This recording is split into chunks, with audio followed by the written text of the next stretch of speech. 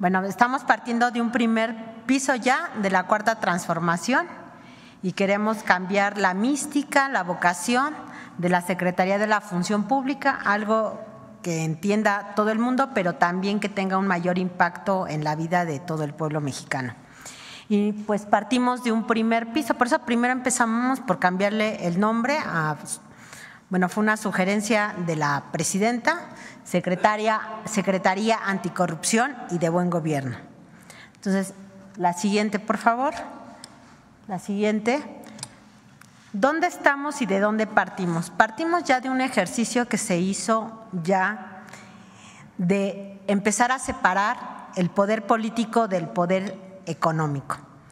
¿Eso qué significa? Que el gobierno, en lugar de estarse preocupando siempre por beneficiar a los grupos más poderosos, a los más ricos, está viendo por el bien del pueblo. Eso nos da una mística y una vocación diferente al gobierno, que es una vocación de servicio al servicio del pueblo. Ya no actuar como se actuaba antes, siempre favoreciendo a las clases más privilegiadas. Entonces ya tenemos un buen punto de partida porque nos va diciendo hacia dónde se tiene que orientar nuestro gobierno. Adicionalmente también tenemos un ejercicio público distinto, como lo es la comunicación directa por parte de, en este caso, de la presidenta, como esta mañanera del pueblo, que ayuda a que la gente esté mejor informada, que no tenga nada más la información que nos quieren desmenuzar los poderes económicos, sino que sea una información más abierta, más fluida y más transparente. Eso hace que el pueblo de México cada vez sea más político y cada vez tenga más conocimiento y más herramientas para evitar que los gobiernos corruptos regresen. Darse cuenta dónde están los nichos o dónde estaban los nichos de corrupción y estos estarlos siempre vigilando y evitando. Entre las estrategias que se usaron, de las primeras estrategias que se utilizaron para ir abatiendo la corrupción fue la entrega directa de los recursos de los apoyos sociales. Esto permite varias cosas. Primero, elimina los intermediarios, que sin hacer nada pues llevaban comisiones y una comisión pues, de todo lo que son los programas sociales es muchísimo dinero. Entonces, al no tener una comisión, al tener una entrega directa, pues también permite orientar cada vez más recursos a esta población y entonces podemos asignar más dinero a más gente que apoye directamente a la población sin intermediarios y con un mayor gasto efectivo en beneficio de la gente. También se eliminó la condonación de impuestos. Las grandes fortunas eran beneficiadas cada cambio de administración, venía una condonación de impuestos grandes a todos los poderes económicos que habían apoyado en las elecciones previas. Y eso al final del día nada más se traduce en menos recursos para gobernar, en menos recursos para programas sociales, en menos recursos para las inversiones públicas. También eso se eliminó, se acabaron los privilegios en la parte de impuestos, ya hay piso parejo y todos los servidores públicos lo que estamos viendo es que estamos trabajando para el pueblo. Y también vino una mística de austeridad republicana, que quiere decir cero lujos, no menos gasto, porque incluso el gasto social ha incrementado, el gasto de inversión pública ha aumentado, lo que no se quiere es que sigan los lujos. Entonces, de cero lujos, porque no puede haber un gobierno rico con gente pobre. La siguiente, por favor. De los resultados de esta primera etapa, pues vemos que la tasa de los actos de corrupción disminuyó 11%. Es decir, de 15 de cada 100 que percibían o tenían una experiencia de un acto de corrupción en algún trámite con el gobierno, se redujeron a 14, que es una disminución del 11%. La siguiente, por favor. También la percepción de la gente, de cuando hacen alguna gestión con gobierno, tienen presencia en una práctica de corrupción, también se redujo en 8 puntos porcentuales. Ahorita la tasa de percepción es del 83.1%, es la tasa más baja histórica desde que se tienen registros en el país.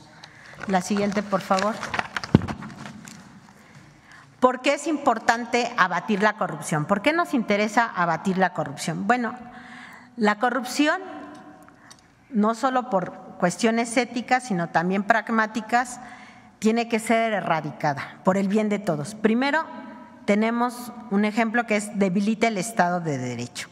¿Eso qué quiere decir? Cuando hay corrupción no hay un una impartición de justicia adecuada, prevalece la impunidad y al haber impunidad se vuelve un círculo vicioso porque entonces evita cada vez que la gente se inhiba ante la corrupción. Promueve, digamos, los actos de corrupción, hay impunidad y se regresa.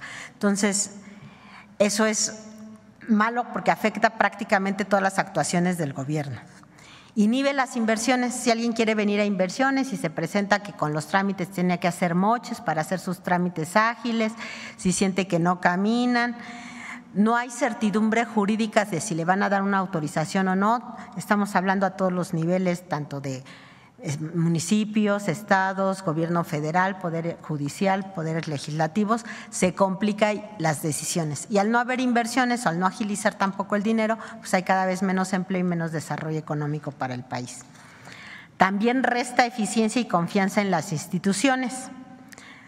Si una persona está acostumbrada o se presenta ante una institución a hacer un trámite, una gestión y lo dilatan, hay discrecionalidad, hay moche, pues la gente empieza a perder la confianza en el gobierno, ¿no?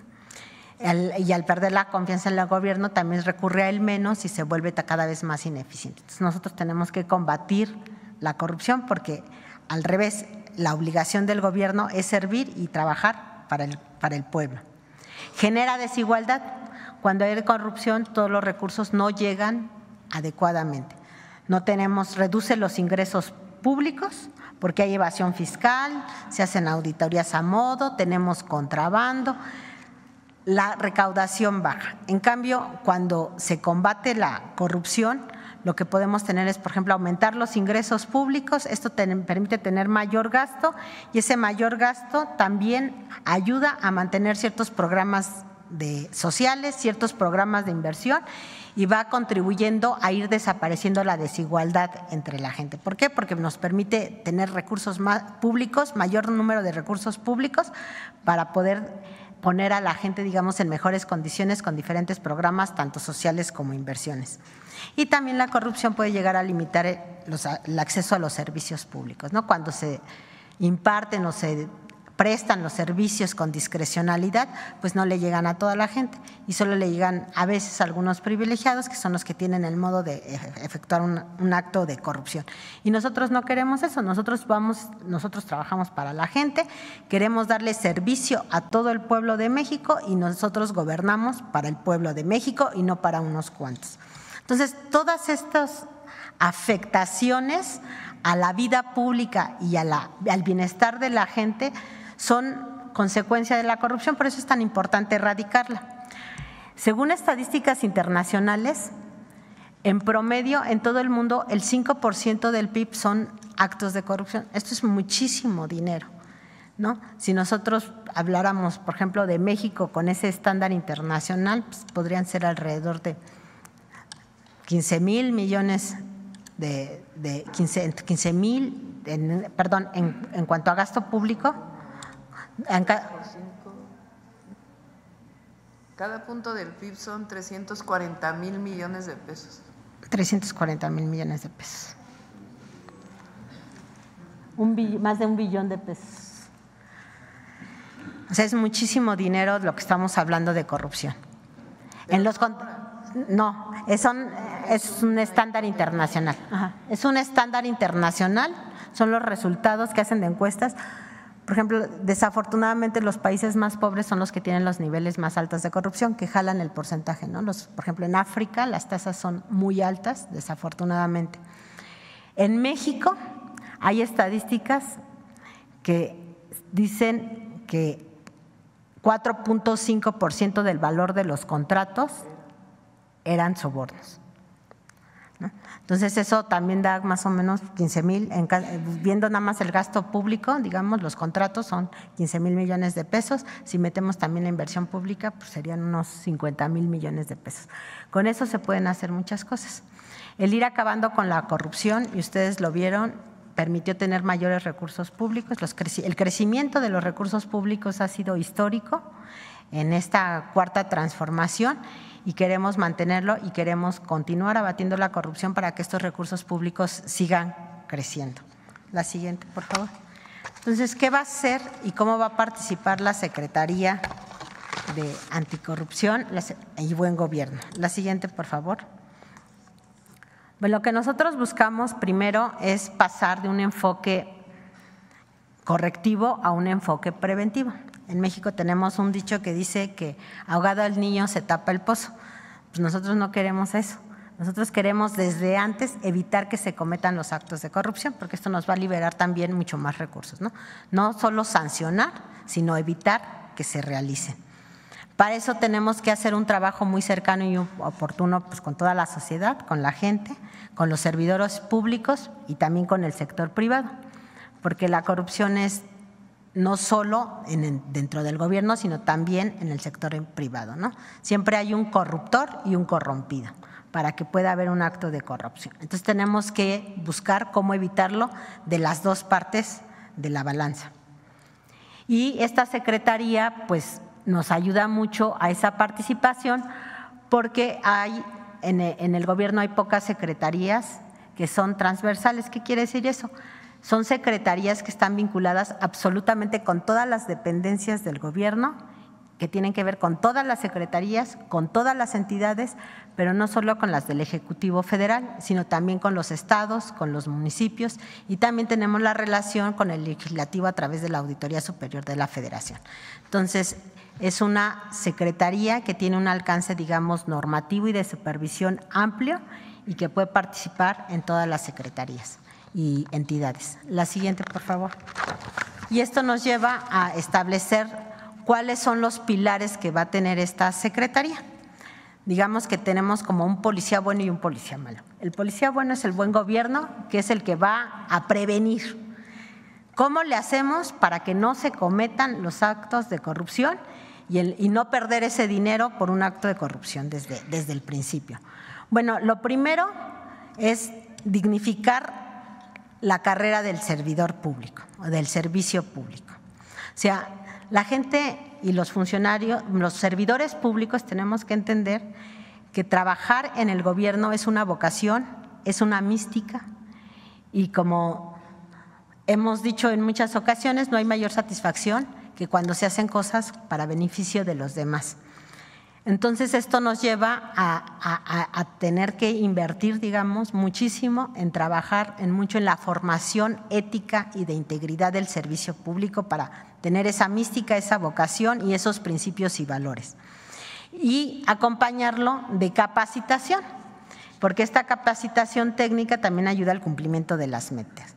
Pero lo primero que tenemos es que desarrollar una vocación en el servicio público, una mística, pero además acompañada de valores de ética y de integridad.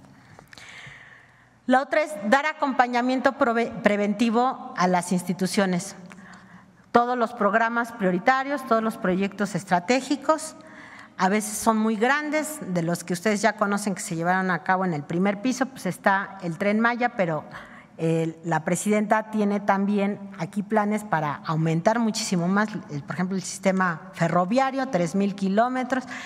Son muchos proyectos de gran envergadura donde participa muchísima gente y son muy complejos y llevan mucho tiempo y requieren muchos recursos. Entonces tenemos que darles acompañamientos para inhibir la corrupción y asesorarlos en toda la parte normativa para que todo sea transparente y también ir de la mano para ir transparentando todo el ejercicio público.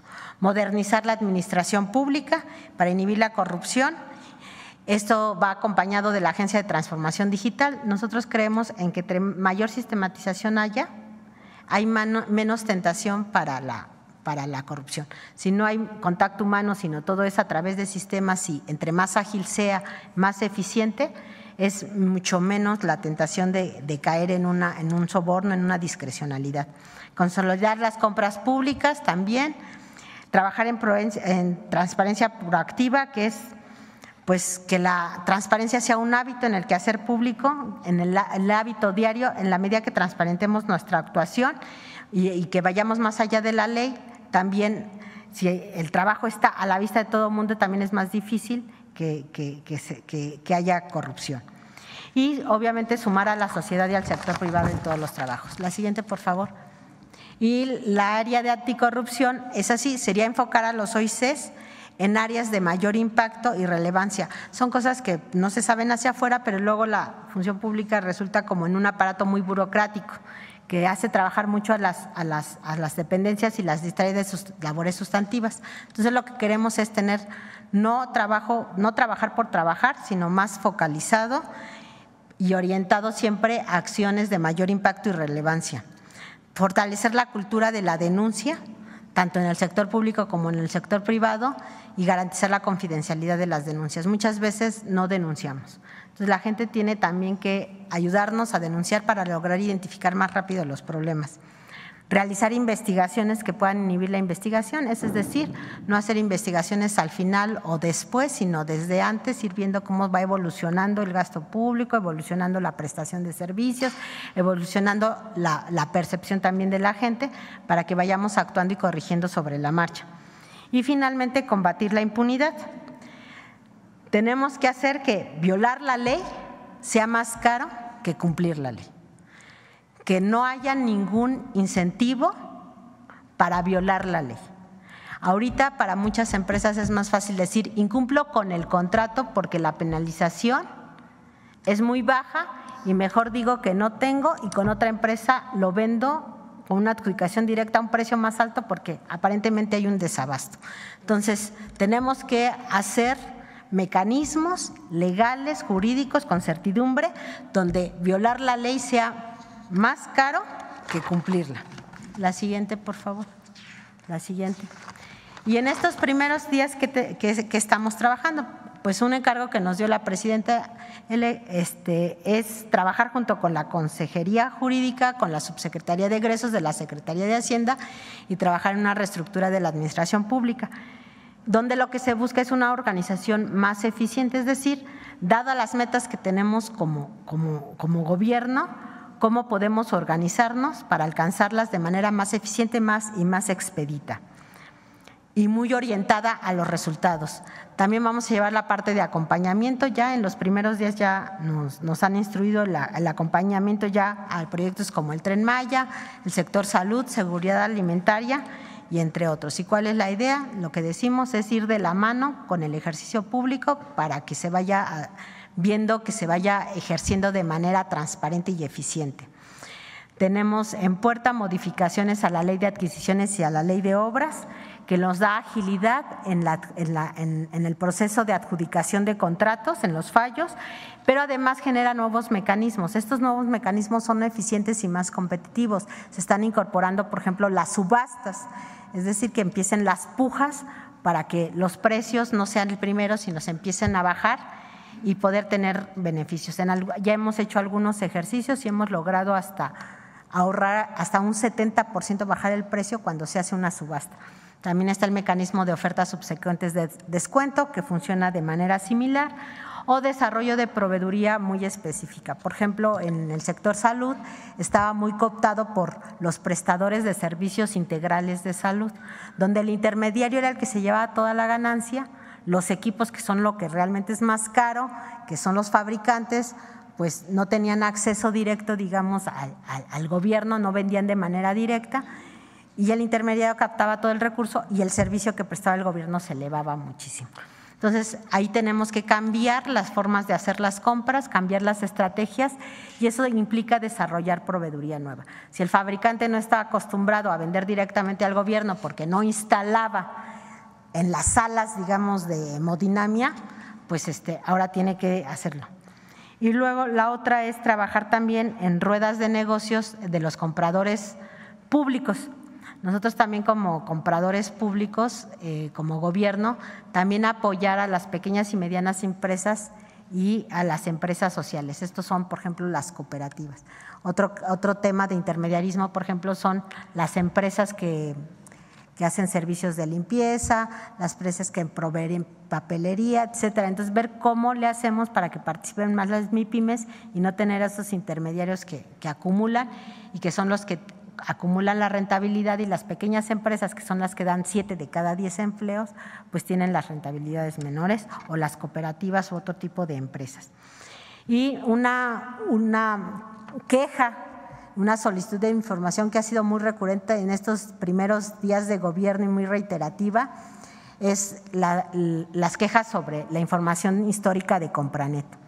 Ahí les platicamos, había un sistema de Compranet 5.0 que quedó obsoleto y allí ese sistema obsoleto tenía los contratos de 2012 al 2022.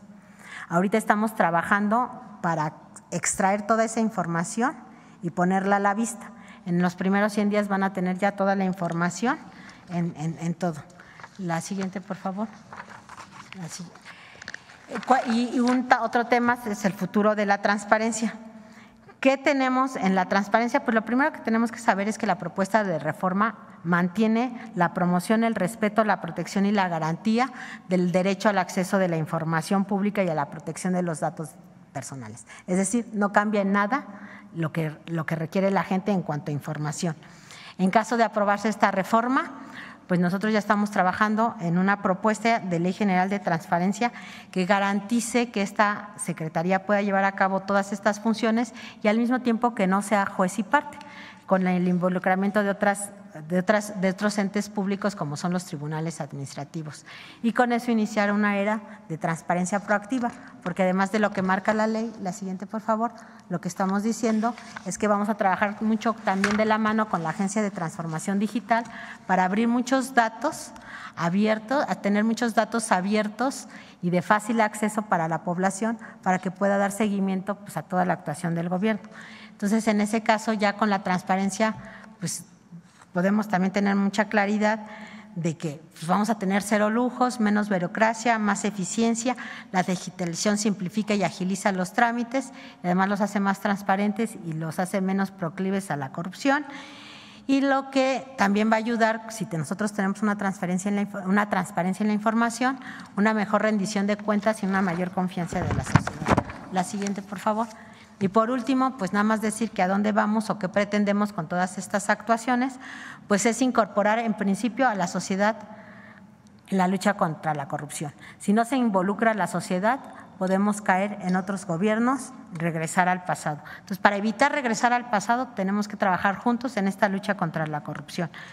Esto nos lleva a mejorar los servicios públicos y de atención que reciben las personas. Con todas estas acciones preventivas lo que buscamos es cerrar la puerta a la corrupción, cerrársela definitivamente y combatir la impunidad. Con todo ello y con un gobierno que sea íntegro, más eficiente y cada vez más cercano a la gente. Todo esto de la mano y para eso ayuda también la transparencia para que la sociedad y el pueblo sea involucrado y evalúe lo que el gobierno está haciendo. El pueblo manda y el gobierno es para el pueblo. Muchas gracias.